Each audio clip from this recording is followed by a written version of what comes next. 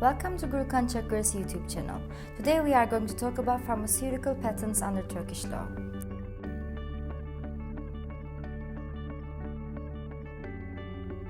Regulations on intellectual property rights are crucial for the sustainability of corporate entities.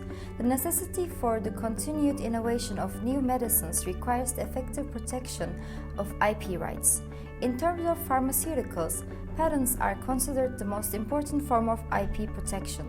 The necessity for the continued innovation of new medicines requires the effective protection of IP rights. In terms of pharmaceuticals, patents are considered the most important form of IP protection due to their value as an economic asset to pharmaceutical companies. Patents help to establish a legal monopoly and therefore provide the owner with a right to prevent competitors from manufacturing, selling, using, importing the patented goods, basically preventing them from profiting from the invention without the patentee's consent for 20 years.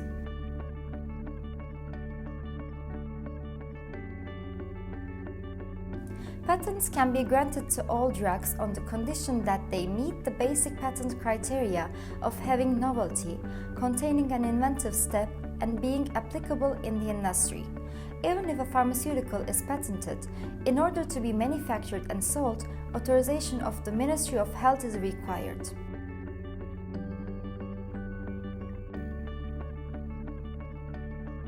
Fundamentally, types of pharmaceutical patents are divided into two main categories: product patents and process patents. The most superior type of pharmaceutical patent is product patent. Product patents mainly have a claim on either a molecule or an active substance discovered as a new chemical entity. On the other hand, process patents are granted for the methods used to synthesize the final product and not for the product itself. The distinction between these two categories has great importance as the scope of the protection varies according to the provided type of patent. Product patent grants the owner an exclusive monopoly within the framework specified by law. On the other hand, process patent authorizes the patentee to claim the prevention of the actual practice of the patented process. These types of patents also prohibit the sale, use, or import of the goods which are directly obtained by the patented process, or keeping such products at hand for commercial or industrial purposes and for other reasons than personal needs. Formulation patent and indication patent are the other two different types of patents relevant to pharmaceuticals. Indication patent is granted when an alternative medical use of existing drugs or active substances is discovered. Formulation patent has claims on the pharmaceutical dosage form of the drug or formulation technology or technique that applies to a variety of drugs. Neither of these patent types provides protection for the active substance.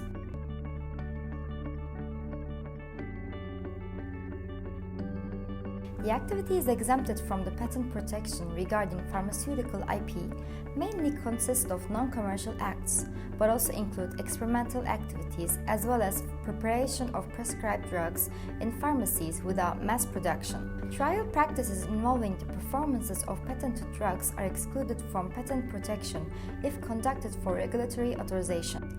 Aforesaid practices include clinical trials, tests, bioequivalence, and licensing studies. The Bowler exemption also includes preliminary tests and experiments enabling such processes to be executed. As a result of this exemption, generic companies can complete the technical process required for the regulatory approvals before the expiration of the patent term. In this regard, the Bowler exemption functions to balance the interests of corporate entities and the public by encouraging competition between generic and innovative firms.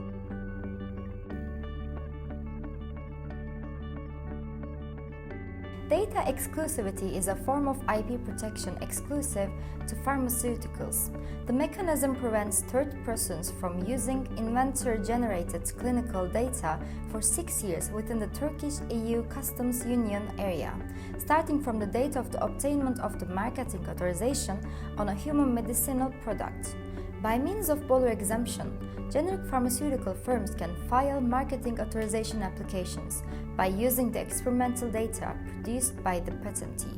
Therefore, generic firms can skip particular clinical trials, avoiding the costs of drug discovery and development, and only test the drugs for safety and efficacy purposes. Data exclusivity functions as a barrier to these abridged applications, ensuring that no generic firms can make such applications by referring to the clinical data gathered by the patentee.